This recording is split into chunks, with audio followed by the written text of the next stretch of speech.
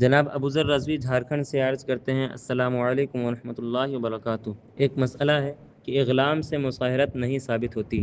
حضور، اس میں مصاہرت کیوں ثابت نہیں ہوتی؟ جبکہ وطی کرے گا تو شہوت کے ساتھ جسم کے اعضاء آپس میں ٹچ ہوں گے، اس درمیان ہاتھ بھی بشہوت ٹچ ہوگا ایک دوسرے میں۔ اس ٹاپک پہ کوئی اور قاعدہ ہے تو اصلاح کر دیجیے۔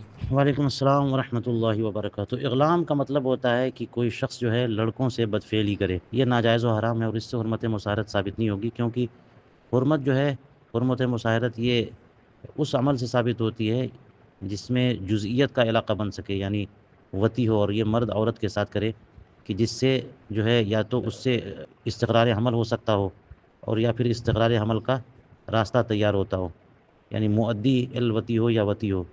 تو کوئی مرد کسی عورت کو، لڑکی کو، مشتہات کو اگر شہوت سے چھوئے گا یا وطی کرے گا تو اس طرح سے اس سے حرمت مصاہرت ثابت ہوتی ہے، کیونکہ وہ موضع حرص ہے یا پھر اس تک مؤدی ہے۔ اور اغلام جو ہے موضع حرص یعنی افزائش نسل کا ذریعہ نہیں ہے، تو یہ ناجائز و حرام ہے، لیکن اس سے حرمت مصاہرت ثابت نہیں ہوتی۔ واللہ تعالی عالم بالصواب۔